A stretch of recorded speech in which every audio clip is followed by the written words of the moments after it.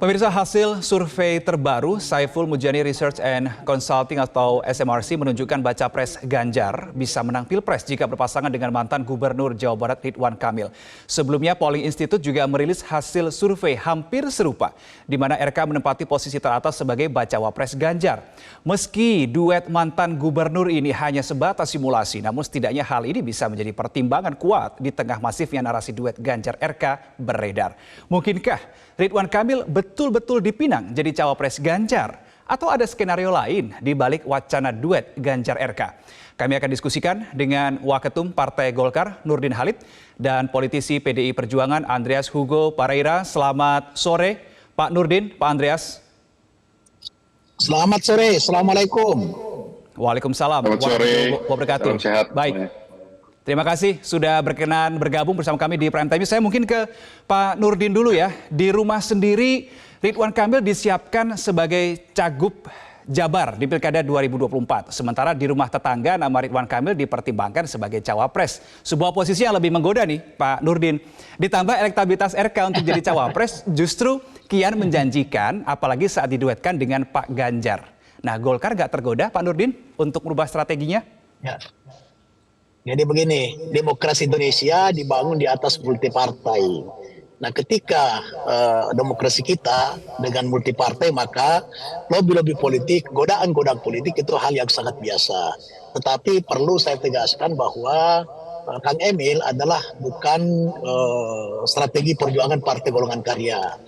Sekalipun beliau adalah kader Partai Golongan Karya, tapi kita telah menetapkan Pak Erlangga sebagai calon presiden maupun sebagai calon wakil presiden. Kalau ada partai lain yang menggoda Kang Emil, itu hal yang biasa saja. Tetapi Partai Golkar sama sekali tidak tergoda karena kita sangat konsisten dan taat asas dengan keputusan partai.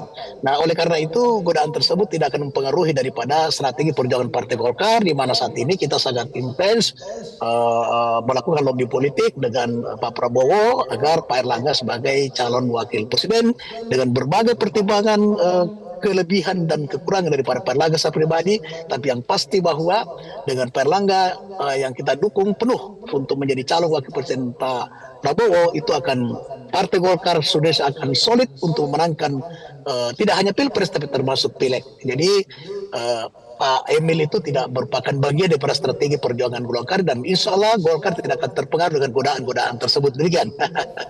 Yang tidak terpengaruh Pak Kang Emilnya atau Golkarnya, Pak Nurdin? Golkar tidak akan terpengaruh. Saya kira ya. Kang Emil kalau konsisten dengan pernyataannya juga tidak akan terpengaruh. Karena Kang Emil ketika sesaat setelah dilantik sebagai wakil ketua umum Partai Golkar, itu juga sudah ada godaan dengan beliau, dan itu juga hal yang biasa karena memang survei juga menempatkan 5 besar selalu ada Kang Emil. Dan Kang Emil telah menyatakan pada saya itu bahwa dia tunduk dan taat terhadap keputusan partai dan mendukung penuh Pak Erlangga sebagai calon presiden maupun sebagai calon presiden. Jadi kalau Kang Emil konsisten dengan pernyataan sikapnya, maka saya yakin juga Kang Emil tidak akan tergoda oleh godaan-godaan tersebut. Oke, baik. Saya bergeser ke Pak Andreas. Kalau melihat dua survei terkini, kelihatannya Pak Ganjar lebih diuntungkan nih, Pak Andreas, jika berpasangan dengan Kang Emil. Respon PDIP gimana?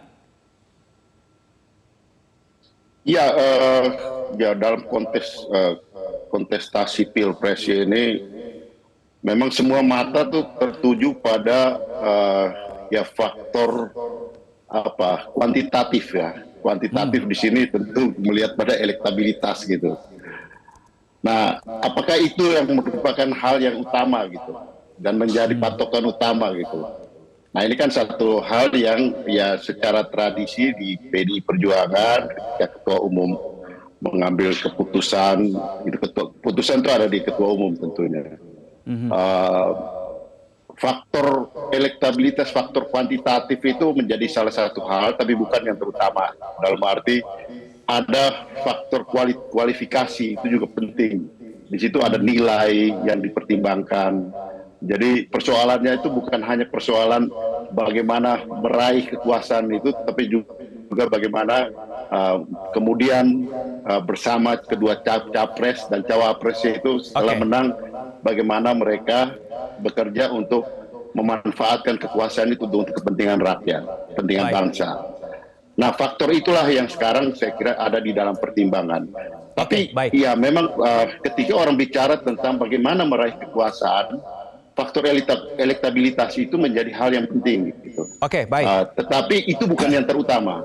Nah, disinilah saya kira diskusi pokok yang terjadi sekarang gitu. Baik. Berkaitan Pak Andreas dengan dan Pak Nurdin, ditahan dulu. Kita akan ikuti terlebih dahulu kumandang azan maghrib. Kita akan lanjutkan usai jeda pariwara berikut ini. Pemirsa, Prime Time News akan kembali.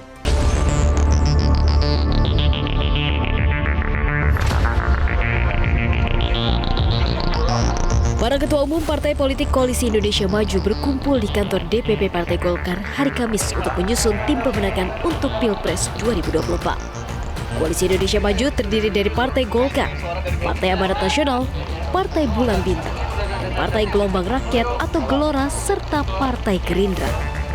Ketua Umum Partai Gerindra sekaligus bakal Capres Prabowo Subianto mengatakan, tengah mendekati sejumlah tokoh untuk meminta kesediaan menjadi ketua tim pemenangan.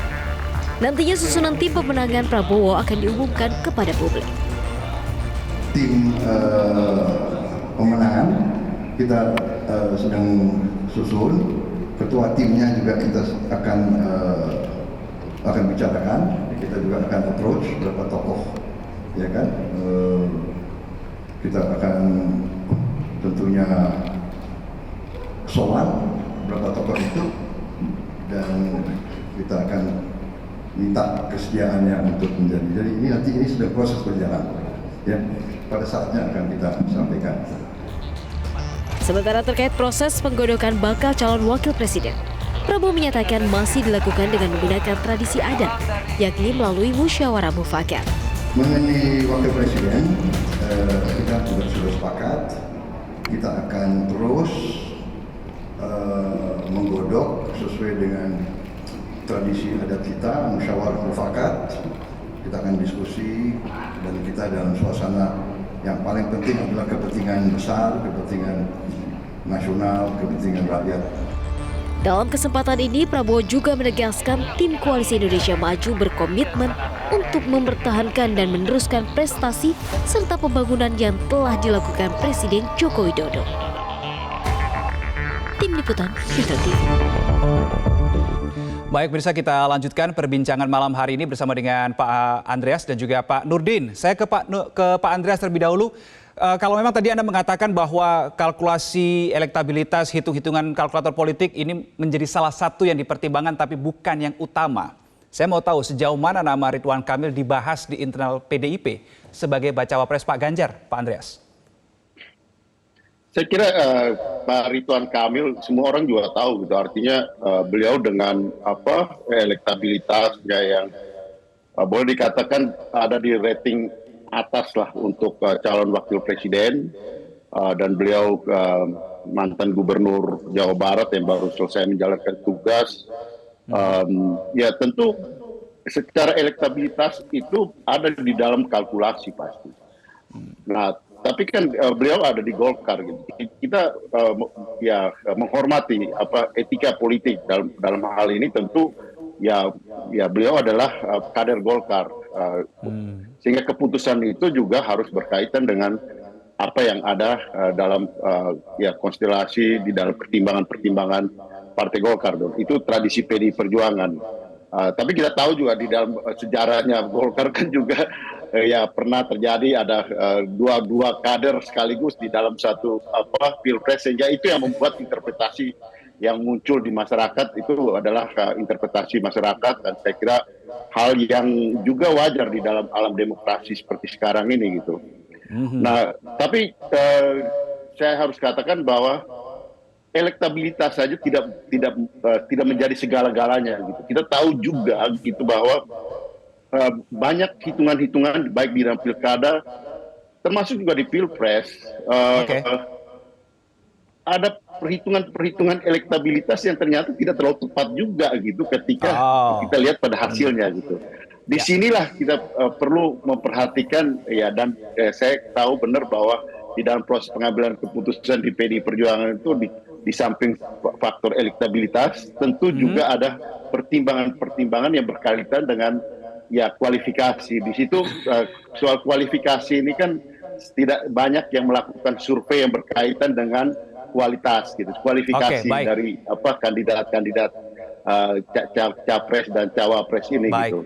Nah, sehingga di situ saya kira ya faktor itu menjadi faktor yang ada di dalam amplop para ketua umum dan ya, Ibu Megawati Soekarno Putri dan para ketua umum partai-partai yang mendukung Mas Ganjar gitu. Baik, Nah, saya ingin kira ke Pak Nurdin. ya disinilah kita bicara soal mereka pasti mempertimbangkan aspek kualifikasi ini berkaitan dengan proses ya kontestasi pilpres dan bagaimana pasca mempertimbangkan kalau ini pasangan ini menjadi presiden dan wakil presiden, tentu harus menjadi pasangan yang kuat yang menjaga Indonesia untuk kepentingan bangsa ini ke depan. Baik, saya ke Pak Nurdin. Saya ada satu pertanyaan, tapi sebelum saya mengajukan pertanyaan saya, Pak Nurdin, saya akan tampilkan dulu kutipan pernyataan dari Waketum Partai Golkar, Melkias Markus Mekeng. Tolong dibantu teman-teman, ini dia.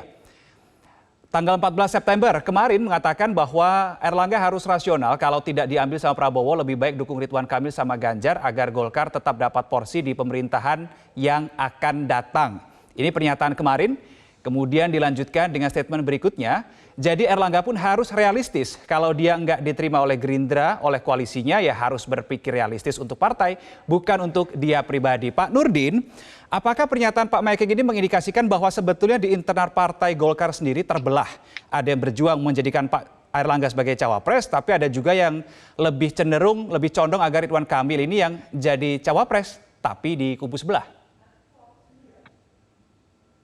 Sampai saat ini tidak ada keterbelahan dan tidak ada perpecahan.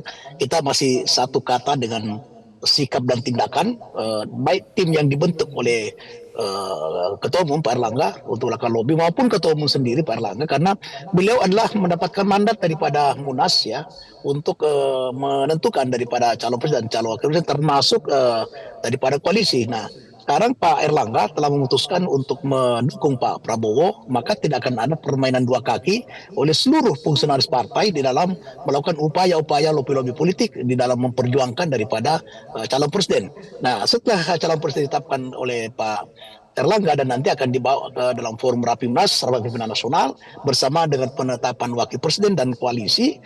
Saat ini tetap kita berjuang terus untuk menjadikan Pak Erlangga sebagai cawapres daripada Pak Prabowo. Kenapa? Karena dengan Pak Erlangga, dengan secara objektif maupun subjektif, dia paling ideal untuk menjadi calon wakil presiden daripada menjadi cawapres daripada Pak Prabowo. Secara objektifnya kita lihat Pak Partai Golkar memiliki infrastruktur, kekuatan caleg-caleg maupun anggota DPR sekarang kita pemenang partai nomor 2 maupun dalam kapasitas sebagai Menteri Perekonomian yang telah menjaga stabilitas ekonomi kalau waktu terjadi pandemi. Nah, ini pasangan yang sangat ideal dan yang paling penting adalah Pak Prabowo sudah menyatakan bahwa kita akan menjaga dan kita timnya Pak Jokowi untuk keberlanjutan dari pembangunan Indonesia. Nah, dua pasangan sebetulnya adalah pasangan yang sangat ideal untuk membangun Indonesia lebih baik di masa-masa mendatang. Nah, oleh karena itu maka tidak ada keterbelahan, tidak ada perpecahan. Sekarang tetap kita semua fungsionaris Partai Golkar memperjuangkan Pak Erlangga. Nah, sekiranya nanti itu kita tidak boleh berandai-andai apabila Pak Erlangga misalnya tidak ada Pak Prabowo, itu tidak bisa kita berandai-andai. Sekarang kita fokus untuk menjadikan Pak Erlangga sebagai calon presiden dan tanda-tanda ke situ insya Allah sudah mulai nampak dan kelihatan dengan dimulainya pertemuan resmi para koalisi Indonesia Maju di kantor DPP Partai Golkar, dan ke depan ini insya Allah juga akan terus lakukan pertemuan di kantor DPP Golkar, termasuk indikasinya seperti apa Pak Nurdin? Indikasi hilal Pak Erlangga akan menjadi cawapres Pak Prabowo ini apa yang Anda maksud semakin mulai ada jalan ke sana? Salah satu indikasinya adalah dijadikan DPP Partai Golkar sebagai pertemuan pertama untuk membahas, mendiskusikan tukar pikiran, gagasan dan ide terhadap isu-isu yang strategis yang akan nanti ditawarkan oleh Pak Prabowo ketika secara resmi nanti ditetapkan menjadi calon presiden dan calon wakil presiden untuk membangun Indonesia yang lebih baik. Nah, tadi malam itu diperbincangkan, didiskusikan tukar pikiran dan gagasan dan ide terhadap isu-isu strategis yang akan dibawakan, nanti ditawarkan oleh Pak Prabowo untuk rakyat dan bangsa Indonesia. Yang kedua, ke depan nanti ini insya Allah akan selalu dilakukan pertemuan di Partai Golkar. Jadi indikasi-indikasi itu juga menandakan insya Allah Pak Prabowo akan memilih Pak Erlangga sebagai calon wakil presiden. Oke, baik. Begitu yakin ya Pak Nurdin Halid ini Pak Erlangga akan menjadi cawapres dari Pak Prabowo. Baik, saya ingin kembali ke Pak Andreas, tetapi supaya adil, kalau tadi Pak Nurdin saya kasih pertanyaan, ada pengantar quote-nya dulu. Nah, untuk Pak Andreas saya juga kasih pengantar quote-nya dulu. Kita simak bersama ini pernyataan diberikan oleh Pak Said Abdullah, Ketua DPP PDI Perjuangan.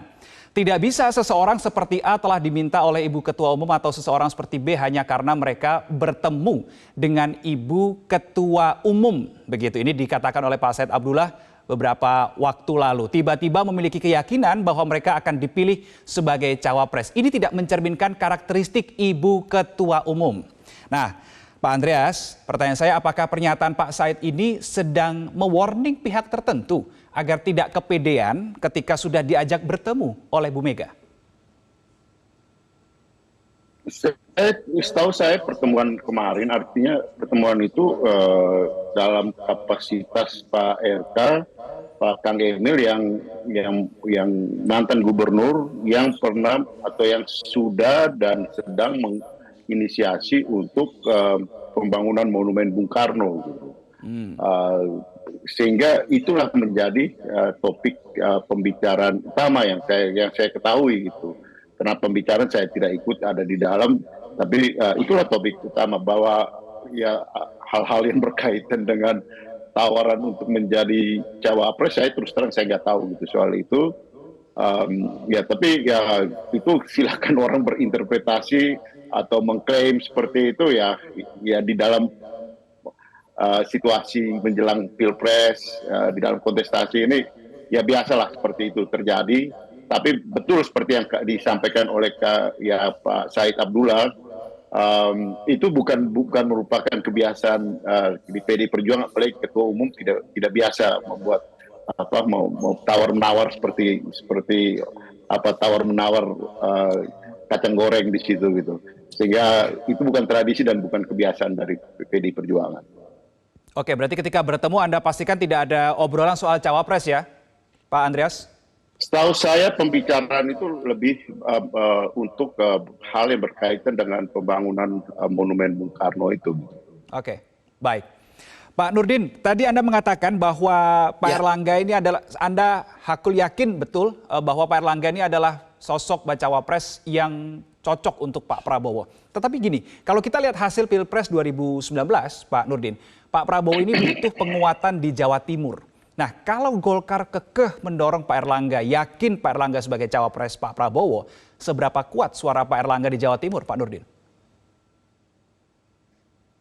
Kita tidak hanya bisa berbicara Jawa Timur, itu Jawa Timur memang salah satu faktor penentu. Tapi yang perlu diketahui bahwa Pak Erlangga itu adalah ketua umum Partai Golkar, di mana Partai Golkar memiliki infrastruktur dan kekuatan sumber daya manusia yang luar biasa, yang bisa mensupport secara penuh dan sangat solid ketika Pak Erlangga menjadi calon wakil presiden. Nah, oleh karena itu dengan Partai Gerindra juga ada partai besar sama dengan Partai Golkar, dengan kedua partainya apalagi dengan PAN, ditambah lagi PBB, Partai Gelora, partai baru yang juga sangat dinamis dan juga dengan sumber daya manusia yang sangat militan juga. Saya yakin sekali bahwa ketika Pak Prabowo memilih Pak Erlangga, maka kekuatan Partai Golkar di semua aspek, di semua struktur partai itu akan solid untuk memenangkan daripada Pak Prabowo maupun memenangkan pileg. Jadi tidak kita hanya berbicara Jawa Timur.